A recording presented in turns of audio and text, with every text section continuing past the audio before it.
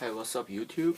I say to you guys when I upload my Frog Monarch deck, so I'm gonna basically talk about the basic tactic and some of the common rulings that we will face all the time.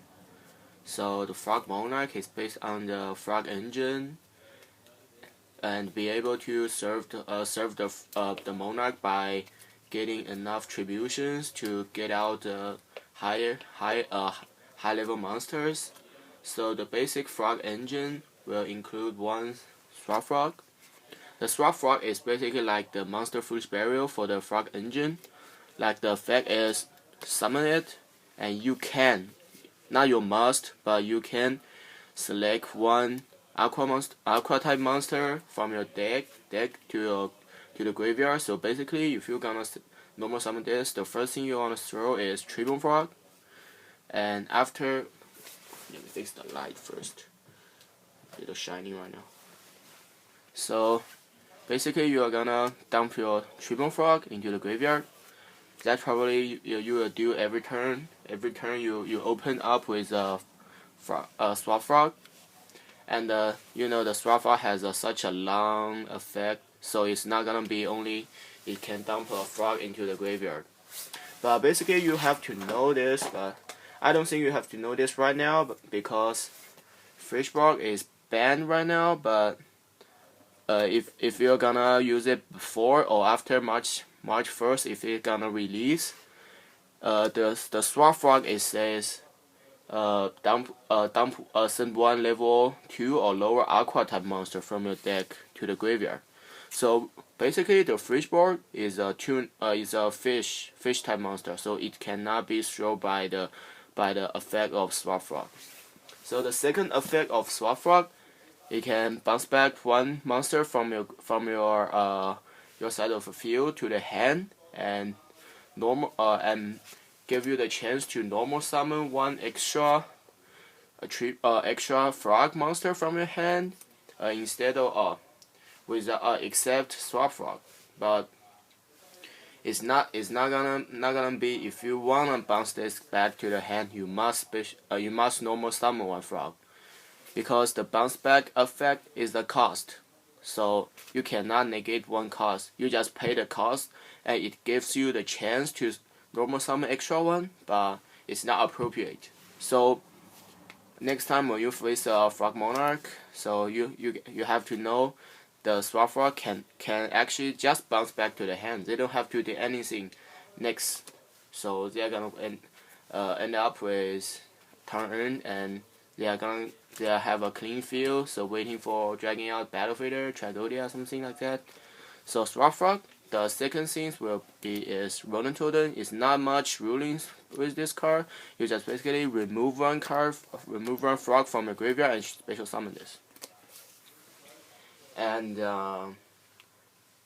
there's some of the rulings that I wanna talk about. So I think the major part of the ruling is gonna be the boss, the Light and Darkness Dragon. Yeah, because this card is like, a lot of people doesn't understand his effect, because it's very complicated.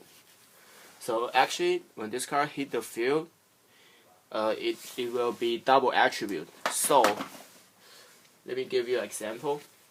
If you are a Frog Monarch who plays the Allure, so after you activate the Allure, you cannot choose the Light and Darkness Dragon to remove, because when he is still in your hand, it's not gonna be a dark monster. It's only be a light attribute. So when he hit the field, he officially changed to the double attribute. So the ruling is like, when let's see this. When Golden Match is on the field, which is each player only can have one attribute on their field, then you tribute 2 light monsters to normal summon Light and Darkness Dragon. When he hit the field and Golden Match already activate, and this card became 2 attribute, double attribute, and you have no choice but send the Light and Darkness Dragon to the graveyard. So it's very sad, but you have to make sure when this card is on the field, you don't want to drag out this card because you will die directly without destroy it. And like this card negates everything that when he, as long as he on the field and he will lose like 500 attack point and defense point after each time he activate effect. And let's see this. So let's see, I got one Light and Darkness Dragon on the field. So I activate Heavy Storm to be the chain 1, and the Light and Darkness Dragon, you must activate the effect, so it will be goes to negate the Heavy Storm, which is chain 2. Then I can still use one MST to target one of the opponent's monsters. So it's like chain 3. So the effect of Light and Darkness Dragon only can activate once per chain. So it's gonna be chain 3, resolve the chain 3, MST destroy one of the opponent's card, and Light and Darkness Dragon chain 2 negate the Heavy Storm, and Heavy Storm will not resolve its effect because it's gonna be negate. So it's gonna send to graveyard. So it's basically like this. And the second time is like when the Light and Darkness Dragon still got a plenty of attack points and defense points, you can use like enemy controller to choose the second effect to tribute Light and Darkness Dragon to gain one of your opponent's effect. Because the second effect of enemy controller, the tribute one monster is a cost. So it will be pay the cost first, then he is gonna be chain 1. So after he paid its cost, Light and Darkness Dragon already leaves the field, so it cannot negate the enemy controller. So next time don't ask me why. And the same reason as Genix Ally Birdman, you can bounce back your Light and Darkness Dragon and special summon this. Light and Darkness Dragon is not gonna negate it because it's a cost and Light and Darkness Dragon left the field already. And same thing as the Swap Frog, it can choose the Light and Darkness Dragon to bounce back. It's the same thing. So it's like just like this, and yeah, that's gonna be the first major part of like wait, there's more. So basically it's like Light and Darkness Dragon after it negate like 4 times, the defense point of Light and Darkness Dragon will become 400, so it will not be able to negate any things anymore. But you have to know this. Maybe some situation it is not important, but some situation it is. After the Light and Darkness Dragon, Light and Darkness Dragon, just say lad became 800 attack point and 400 defense point. When you, let's see, it's on the field and you use the effect 4 times already. You use the Book of Moon. Just for example, you use the Book of Moon, and the Light and Darkness Dragon will still activate the effect. So which is chain 1 Book of Moon, chain 2 Light and Darkness Dragon. So but when we resolve the chain 2, which is Light and Darkness Dragon, because he's not gonna be able to decrease 500 defense point, so it will not resolve its effect, but it does chain the cards that activate before him. So there's a card called Doom Caliber Knight, which is a very famous, powerful 4-star monster card. The effect is this card cannot when an effect monster effect is activated, you must tribute this card to negate the action and destroy that card. So let's see. So I don't have that card because there's no need for that card in my deck. So basically it's this card. Yeah, Doom Caliber Knight is expensive and it's like very good effect. So let's see this. Let's see your opponent got one knight on opponent's side of field, and I set 1 card, and he attacked me. And Light and Darkness Dragon is like 800 attack points only.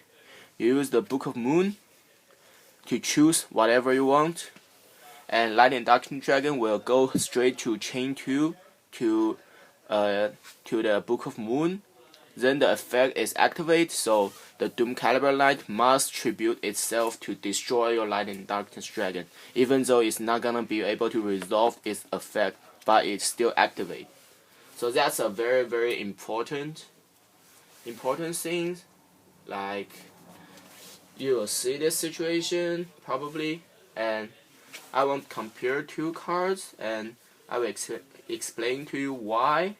Like, maybe I talk about this. I used to run Dupe Frog in my deck, but I changed it to Sangan. So that's the two main character. This is my new my new friend, and this is my old friend. So basically it's like the two of them is sent from the field to the graveyard and activate the effect. But the Dupe Frog is like, let me read this. When he is sent from the field to the graveyard, you can choose one frog monster. You can add one frog monster, except Dupe Frog. So this one is like, when this card is sent from the field to the graveyard, something like that. Add one monster, select one monster with 1500 attack points or less from your deck and show it to your opponent and add it to the hand. So the main difference is the Dupe Frog is said you can, and Sangan said it doesn't say so you must. So actually some people say, oh, it's cool to have a selection.